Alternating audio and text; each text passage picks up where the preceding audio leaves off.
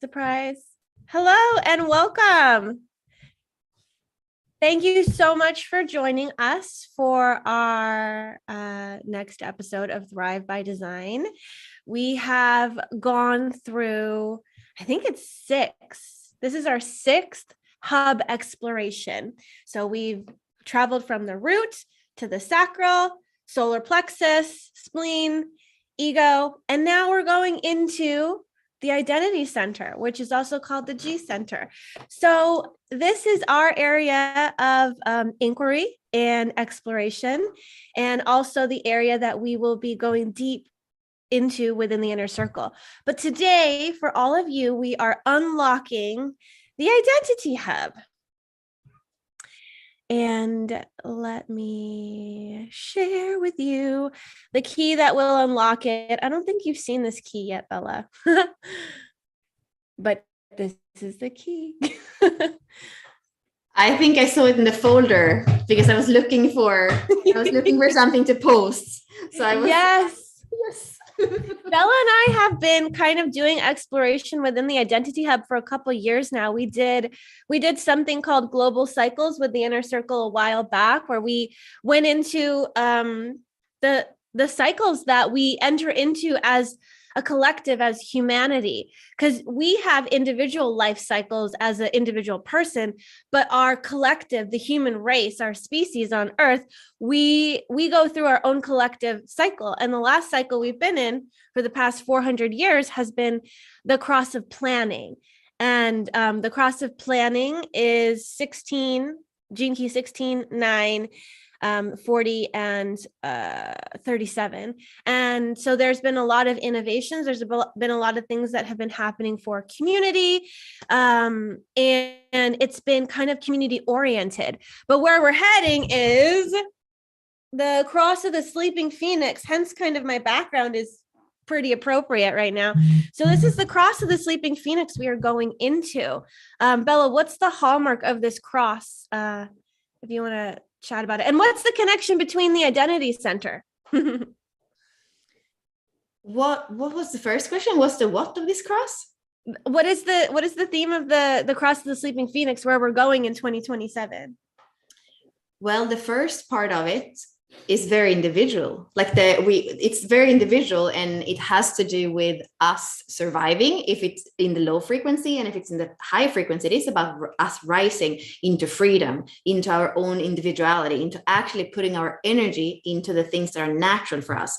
So we have the panther archetype, the 34, that says, I'm going to sunbathe, I'm going to hunt, I'm going to do what I like to do, and I'm just going to be present. The 20 is like, I'm just going to be present here in the jungle.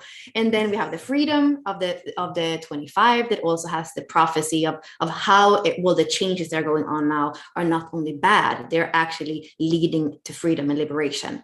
And then we have the 59, so a new way of relating in intimacy, and a new transparency in the way we are relating to each other. So for me, there is extreme potential in a good sense in this cross. And the way that we can look at it in the low frequencies, that we would run around busy to survive, only thinking about ourselves and kind of lying our way to it. And there would be some victims. So that's like victim 55 and lying 58, 59. And then the busyness of that manifesting generator channel, that you have the 20 in the throat and then the 34 in the sacral. So that's just busy to be busy, or busy to survive. So I would say it's a powerful cross, very different from the cross of planning. Now we have archetypes 37, 40, 16, and 9. So a lot of details, a lot of identification with some of these details, and also a community where we say, okay, if I do this, I'll get this back. If I do this for you, you do this for me. If I do this for society, if I pay my taxes, this is going to happen. If I work my whole life and I'm going to have my 401k or my retirement funds coming out, and then I don't have to work anymore. Like, we are so used to like that kind of, okay, if I do this, this is what's going to happen. And that's what the 55 comes and tells us. No, everything is going to change, and you are going to have to come into that individuated way, the integration channels, which is you in the now have to feel with your energy where you use it and how you express it. 2034. And why is this connected to the identity center? Yeah, why is it connected to identity center? Well, we do. So remember, we have our regular cross that that collective is going through, but there's an underlying cross too, either the vessel of love or the Sphinx gates. And so these crosses are like unlocking parts of the identity hub in a way. Exactly. So the underlying cross is actually gonna be, it's not gonna be, it's even another cross. Like the locks are the G center, because that is our illusion of being separate, of being individuals. Yes. So yes. then we have depending on the equinoxes, we're gonna have two crosses every time, because there's like the winter and the summer equinox, or the night and the day. You know, they're always polarities. But the main cross is going to be the sleeping phoenix that comes in. So that is what's going to unlock the G center. Yes. Yeah, it's so cool. It's so amazing. So yeah, this is the sense of identity, self, direction, love, all of that lives here. And they also say this is kind of where the magnetic monopole lives as well, if you're familiar with human design. Okay, so we are getting into the identity hub together. So this is what we the theme here is sense of direction and love, like I said, and this is where we find our identity, not necessarily ego identity. This is more this is a different kind of identity. And I'm not sure why they call it the G center. There's a difference. There's identity center and then G center. I don't actually know where G came from. Do you know where G came from? Why did Ra call it G center? So there is this woman, I think it was called the Zeno human design, and she had a fallout with Ra. She was possibly a sensitive being. I think she might have been a projector, and she ended up having a lot of neurological problems. And a few years ago, she kind of said goodbye to the community because of her health.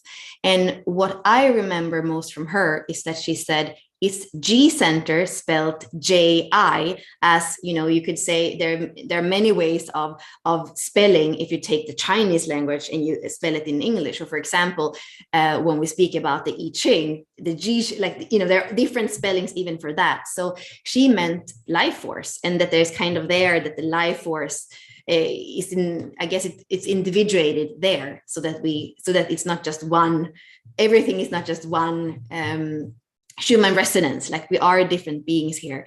And she had, there are interesting lectures or videos, they are a little bit old, on YouTube, where you can see how she speaks about it. And she's very much in tune with what Ra said in the early years, before there were a lot of those distinctions. I think even type, what that was not there in the beginning. So she was kind of staying with that more, the first voice, and she wanted to be pure with that voice. And that was a lot of like understanding how the energy runs through the body and how it runs between people. You know, it's like, it was more like an energetic map of everything that she spoke to, which Ra spoke to as well.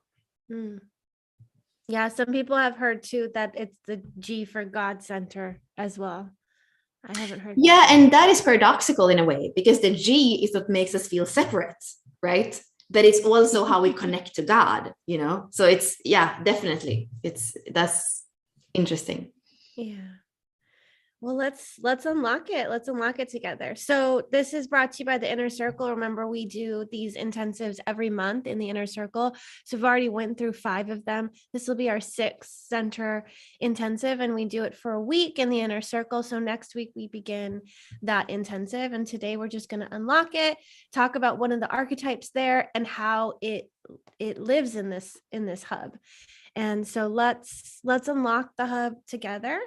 And the reason that we call this hubs instead of centers is because it's a gathering point. It's a meeting point. It's a house. All these archetypes live in the same hub, in the same house together. They may have different rooms in the house. And if you're familiar with the 64 Doors website, the64doors.com, you'll be able to see all these archetypes there, and they have their own doors as if they live in their own, you know, room or apartment or section of the house or wing of the manor, whatever you want to call it. And so this hub has a theme of sense of direction and love. And the 2 different incarnation crosses that actually make this up are the vessel of love and the Sphinx. And this is the only center in a way that has a whole complete incarnation cross within the center. Normally, you're going to have 4 different gates that make up an incarnation cross, and they're going to be scattered throughout the body graph. However, if you are a cross of if you're the Sphinx or the vessel of love, your whole incarnation cross lives in the identity center, which is pretty cool. So here we have I'm going to name the crosses individually. So if we look at the Sphinx, and the Sphinx is all about the sense of direction, we have 7, which is the alpha, 13, which is the confidant, 2, which is the feminine, and 1, which is the spark. And you may have this incarnation cross. If you do, I'd love to know. Let us know. Are you a Sphinx? Do you have that in your incarnation cross? Or we can also call it your activation sequence in Gene Keys if you're not familiar with incarnation crosses in human design. So if you're a Sphinx, or you have the 1, the 7, the 13, the 2 in your incarnation cross in some order, let us know in the chat or on Facebook or on YouTube, wherever you are watching this. And then we also have the incarnation cross of the vessel of love. And the vessel of love is made up of the natural, which is gate 10, the wild woman or wild man, gate 15, the sensual, gate 46, and the innocent, gate 25. We used to call this love. Love was a little bit too abstract, couldn't really be connected to an archetype, so we called it the innocent. And that allowed us to personify this a little bit more accurately. So we call it the innocent. So if this is your first time seeing the 25 as the innocent, there's been a name change. So yes, anything that you want to come in? I just wanted to give an overview of the center. Bella, did you want to come in and? Yeah, definitely. When you connected, like you did in the beginning, Ashley, to the global cycles, we understand how this is kind of summing up everything about where we are and what it is that is important. And when we look at those gates, which we did in that series, we can see, you know, they have different names. Like one is the way, and the other is they all like they're all giving us parts of what we are here to do. And then in different eras, so one era is 400 years, there are going to be, like we said before, different things that are going to unlock that part.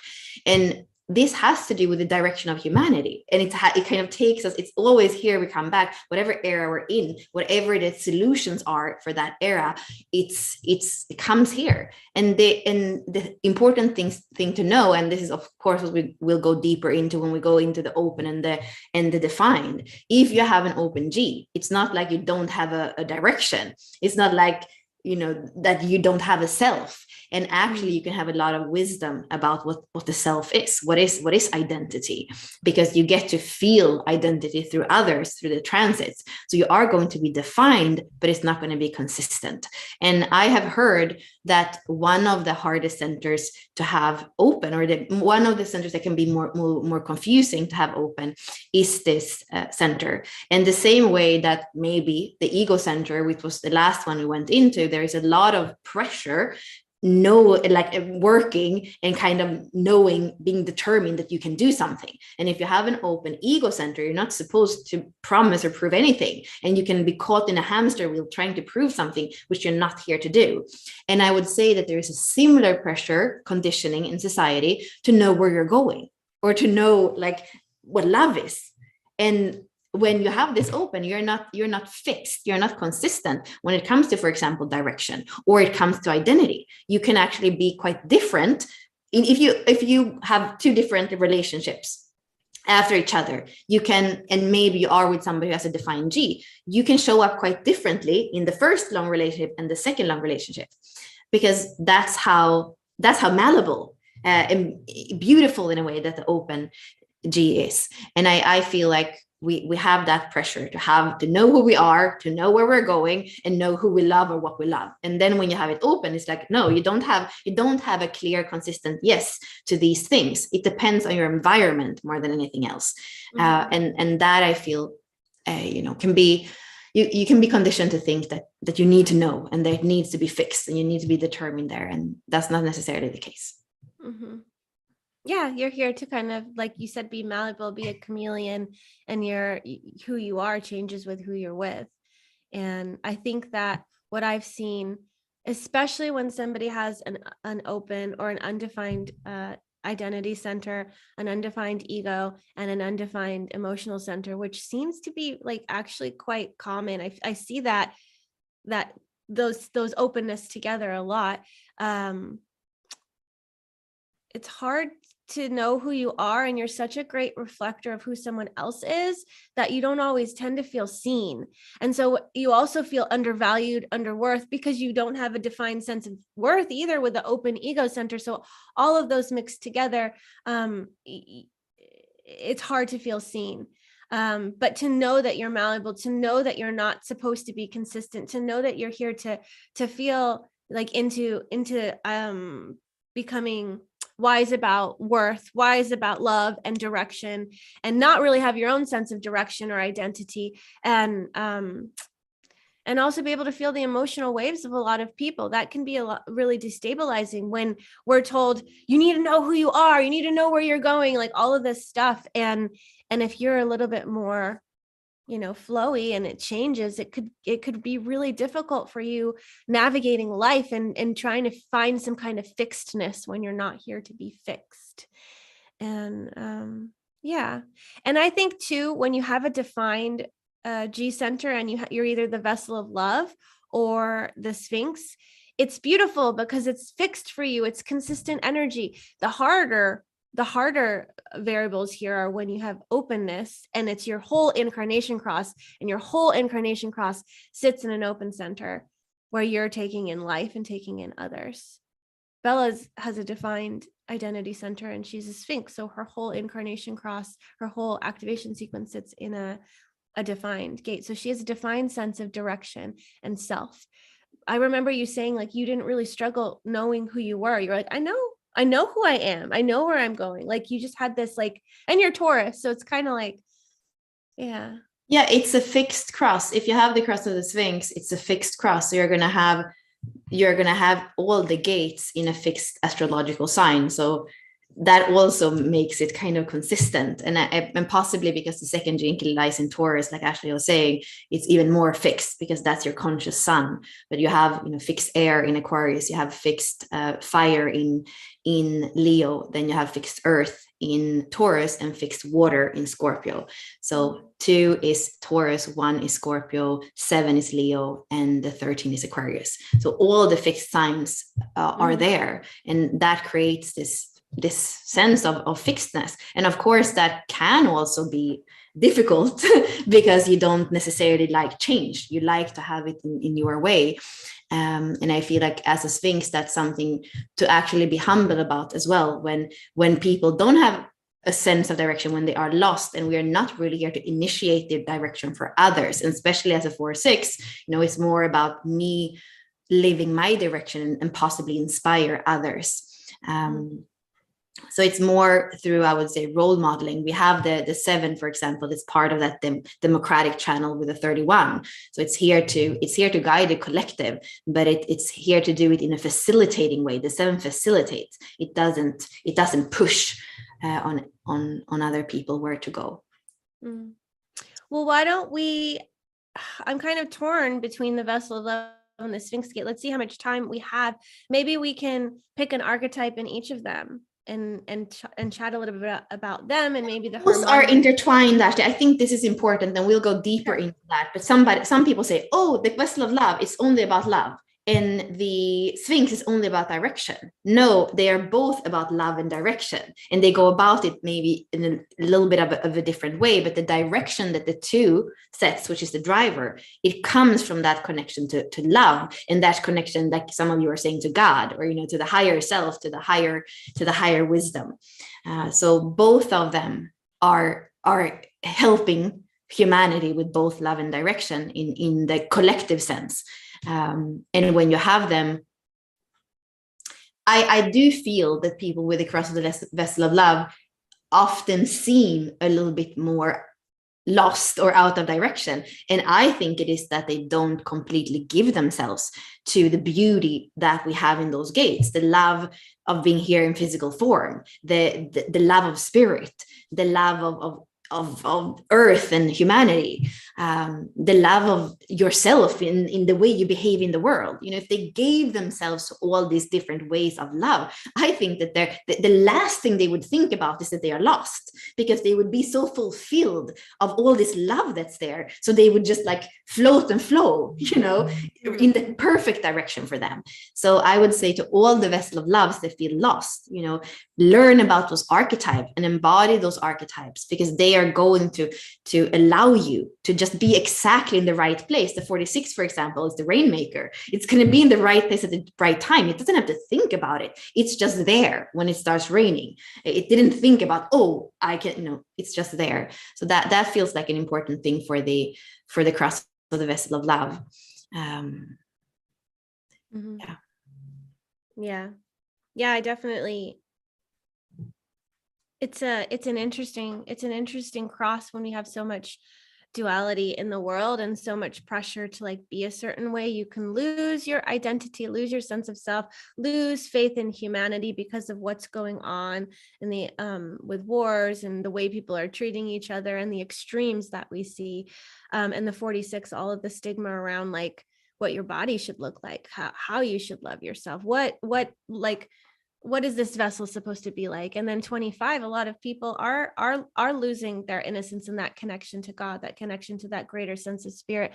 So I've seen a lot of vessel of love people that are quite lost and don't exactly love themselves and are experiencing a lot of, you know, duality and struggle. But there is, like Bella said, this like when you're allowing yourself to float in the love and even be the light of love, that other people can find you and taste that. Because the vessel of love is also like a chalice. We have, I'm going to go through this and then we don't really need to go through that. Maybe we'll pick a Sphinx gate, but the 10, or actually I'll start with the 15. The 15 is like, actually, let me just get my chalice. I like this example.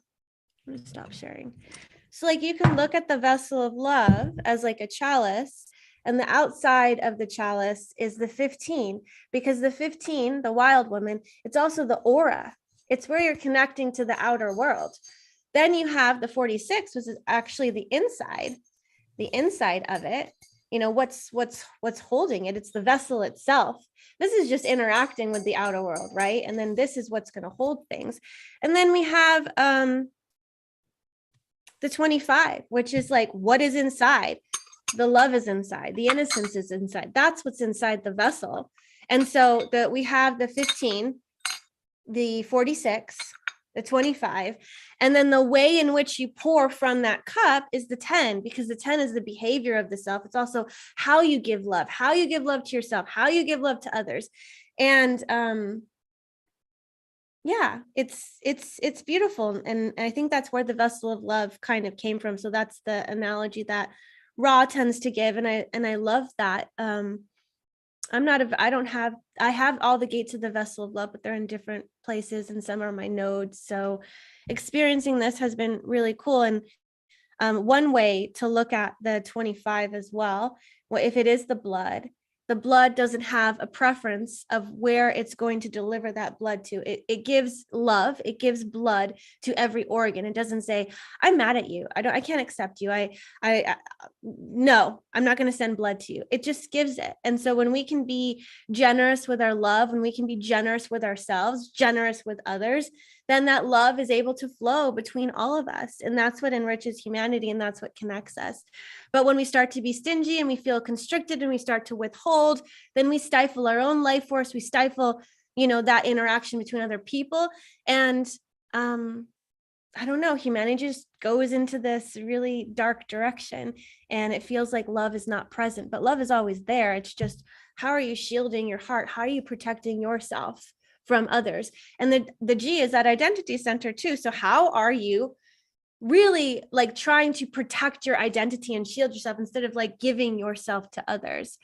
I think is a good question to ask too, because if you have any walls or barriers within you, you're also walling yourself off from yourself and from God. So any door you lock and don't give anyone access to, you're also locking it in yourself. So there's acceptance of self, acceptance of others, and like being generous with your love. That's really important. And there is a bit of a paradox, because like we say, within the G, there sits the fact that we feel separate. Without the G, we would feel like oneness or itness, or, so it's here we have that. And you can even look, as I was speaking about the blood, and the liver is also connected to the G. And the liver is the one that says, okay, this is good, this is not good. It actually helps, it cleans and helps the body to get rid of what's not you, what's not good for you. You drink alcohol, well, then the body says, this is not really what I need. And the liver works it and gets rid of it. So it has that, it's a little bit paradoxical, because it is here to give you a sense of self. And at the same time, like we can see in those gates, for example, the 25 and the 46 that Ashley was mentioning, we have the seriousness and the constriction there that actually don't allow you to flow with life. And for me, I do have the Sphinx, which is my incarnation cross, and then my EQ and my IQ are the 46 and the 25. So for me, I really know what it is to constrict and not live life, and not feel love, and not feel happy about your direction, even if you have it. And there was one thing that I felt before that I wanted to say about whether it's defined or undefined. You can kind of get into a feeling of being lost in both, or a feeling of being in the wrong place in both. Because if you have a defined G, it doesn't matter if you have this cross or not, whether if you have a defined G and you repress something about yourself that you know of who you are, if you repress that, then you can feel worse, I believe, than an open G, because you're not going to have that many things in life that flow in and out of you. So when I was younger, I thought that I needed to be in a certain way. I needed to take a certain path. I needed to go to school and become a certain thing. And I was repressing a part of me. And that was when it really, like depression, feeling lost, feeling like life is not worth it, actually happens when you have somebody with a defined G that represses something that they know about themselves, and they don't allow it to be spread in the world. You're fixed, you're here to share about it, so that the people with open G can become wise about it. But if you repress it, who's going to become wise? It's just you that are going to become miserable. So I would definitely say, if you have a defined G and you have struggled with depression, you want to look deep into yourself and see, what is it of me that I'm repressing? What part of me am I not allowing to come out, to speak, to guide me, to share with the world? And this has to do with both with an environment, with activities, and with people, because that's where the G center is going to lead you, when you allow it to guide you through love and direction.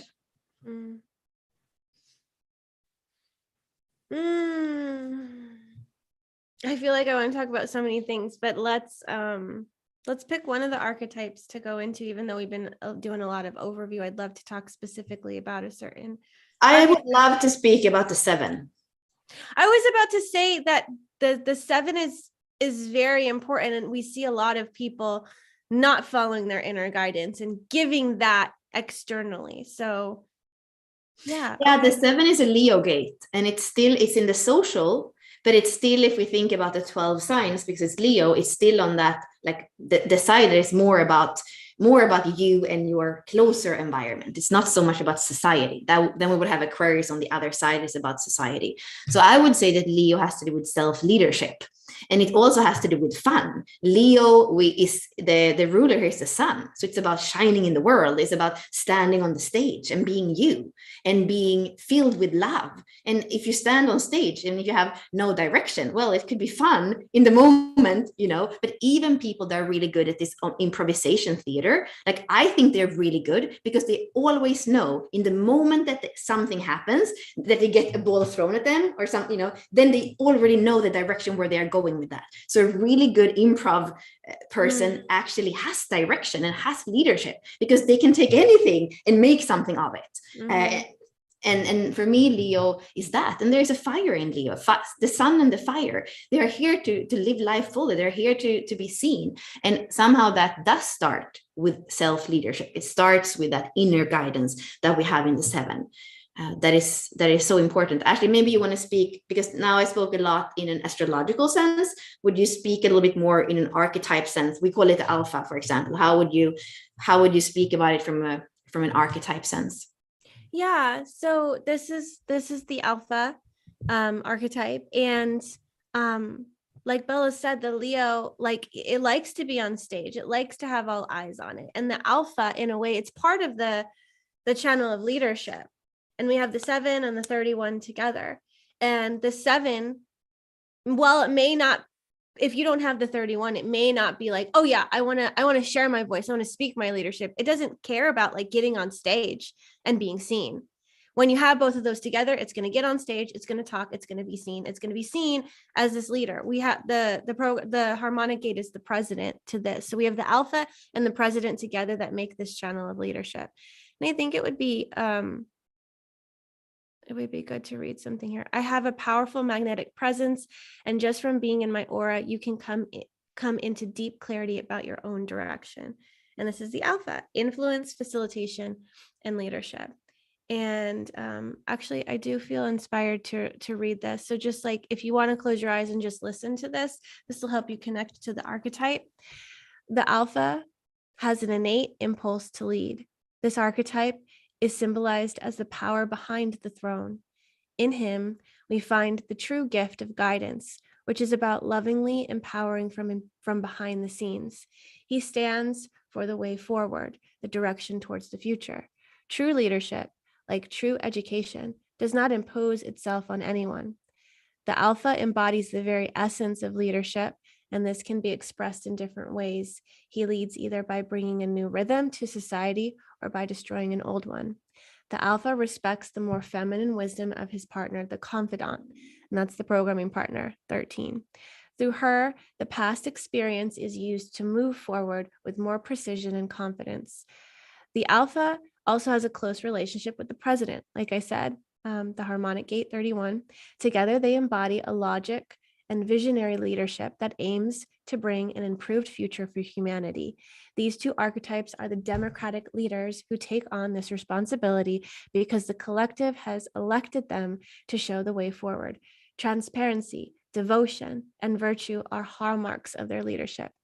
The alpha has the gift of sensing where something needs to go in order to attain a goal. With authority, he directs everyone towards a common understanding and purpose. The alpha is disciplined and shoulders responsibility for how things are organized. Much like the maestro, archetype 50, and the grid worker, archetype 44, he embodies a powerful magnetic presence and has the ability to organize any group for synergy and synarchy.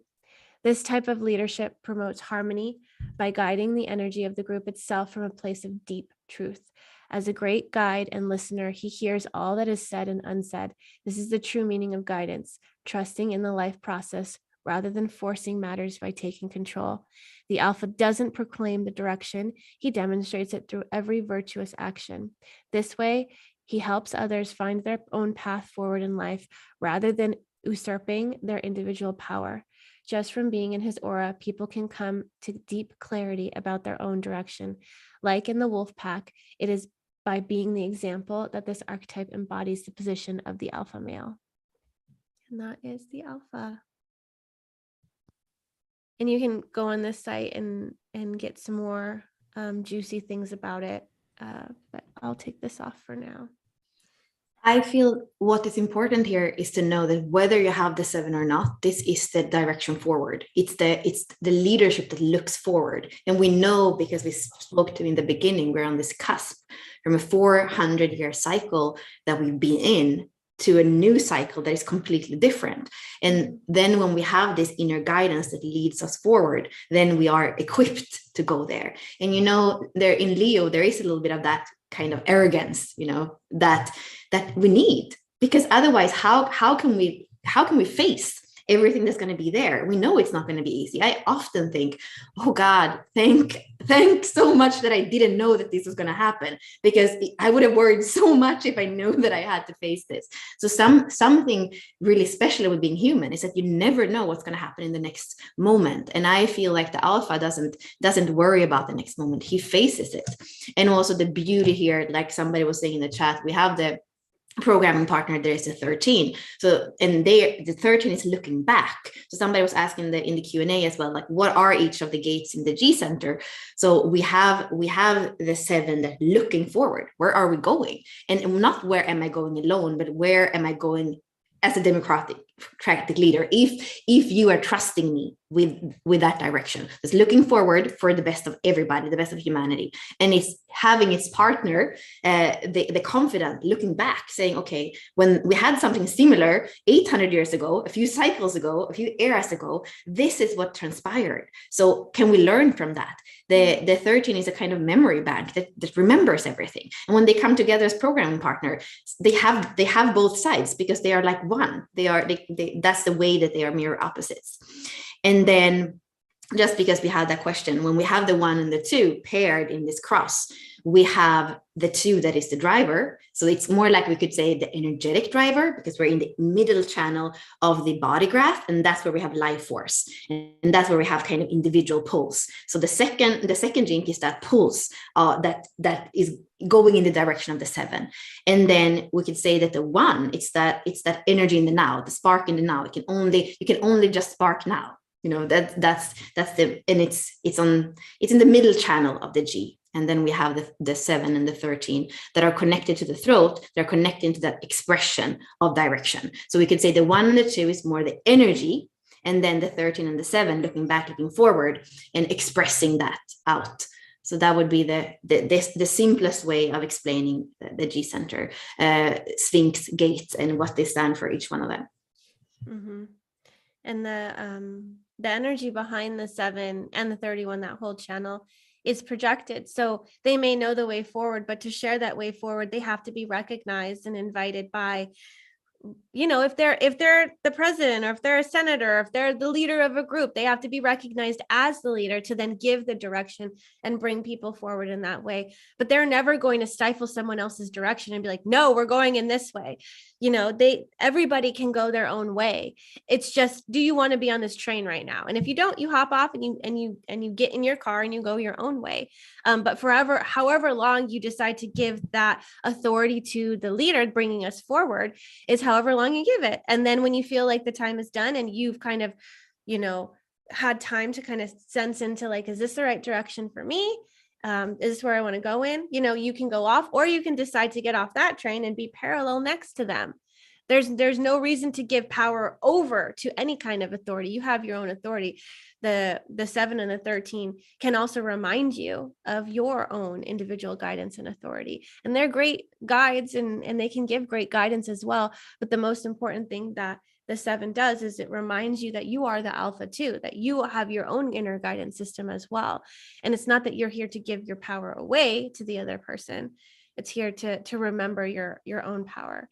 But they are doing it for the collective. They are doing it. It's not a self-serving, I'm the alpha, listen to me thing. It's a collective energy where they're moving the collective, you know, forward, because it is part of that collective circuitry. It's not individual. It's not tribal. It's for the whole, for the future direction of the whole.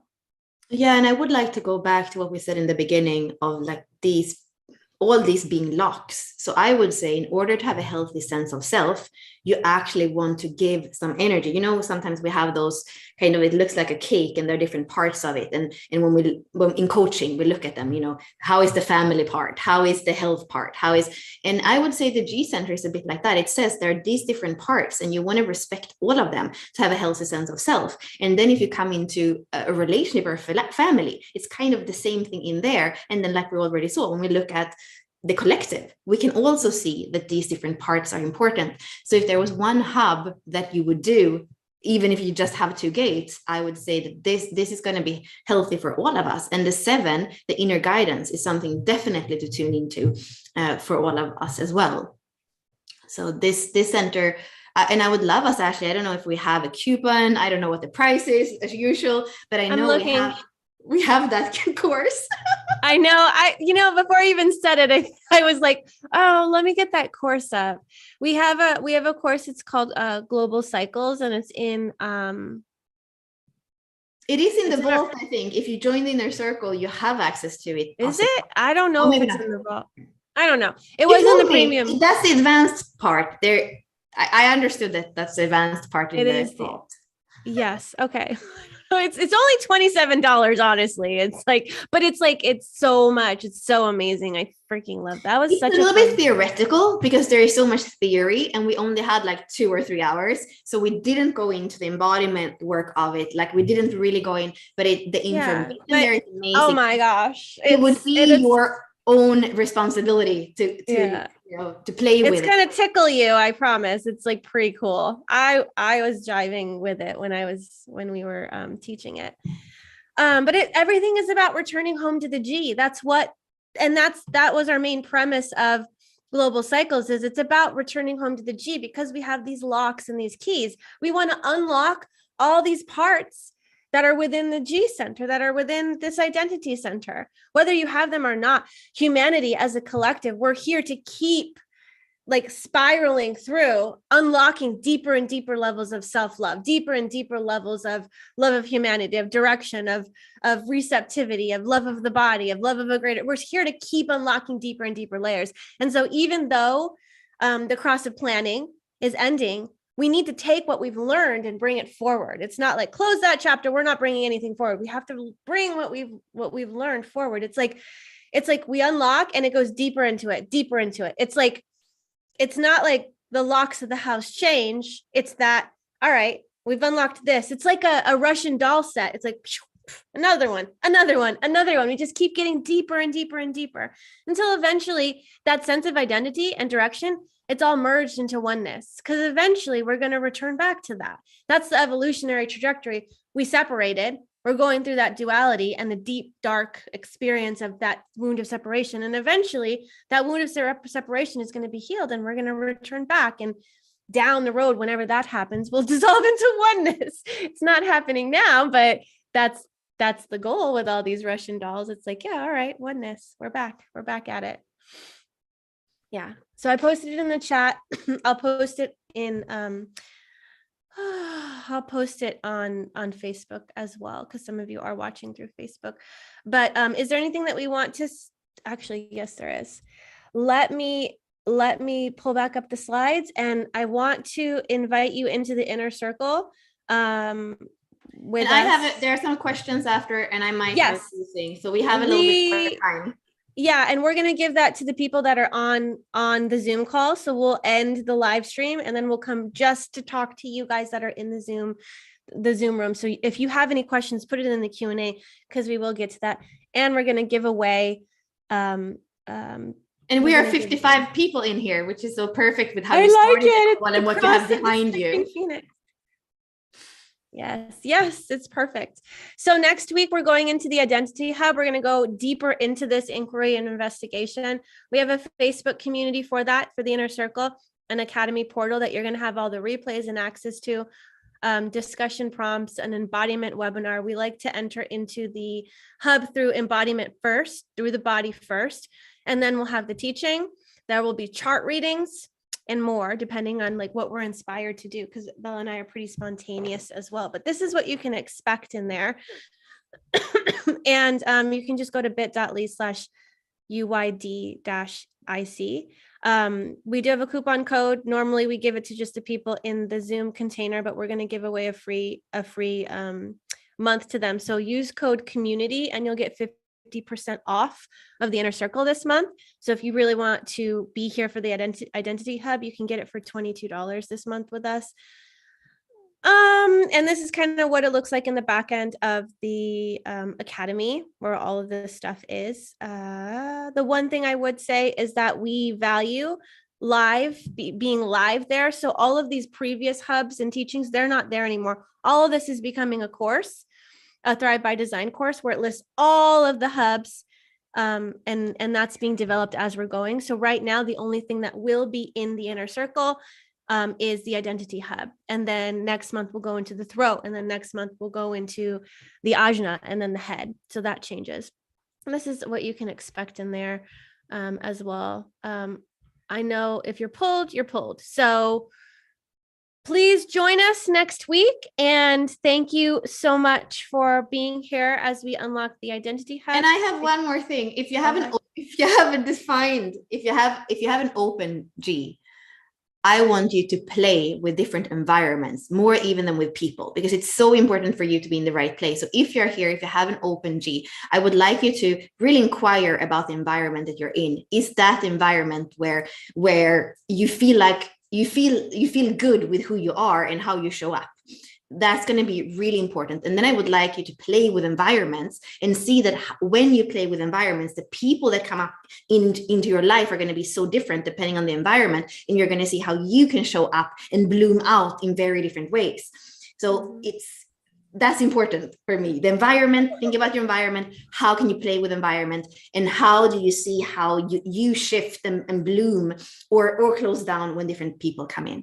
And what I said before with the defined G, if you have a defined G and you feel low, depressed, or lost, what is the part of you that you are not allowing to come up and be expressed in the world? What is it that you are expressing about yourself that you actually know? Because that is a disservice to you and to humanity. So I want to kind of tell you with my finger, if you have a defined G and you're doing that, it's time to bring that part up. It's time to at least acknowledge that part.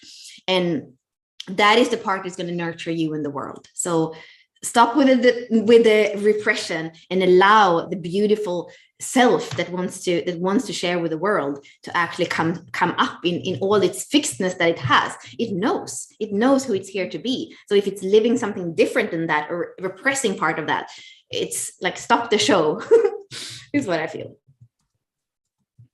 Yes. Is that it? Yes, that's it.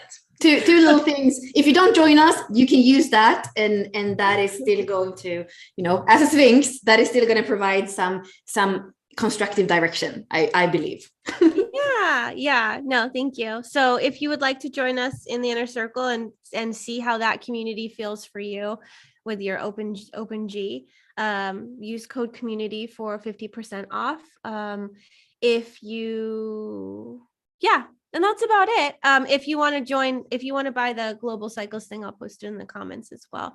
So thanks for joining us today. And we're going to stop live streaming, and then we're going to answer some Q&As inside the Zoom container with the people that joined us here. So thanks for joining us live on Facebook and YouTube, and we will see you in the inner circle.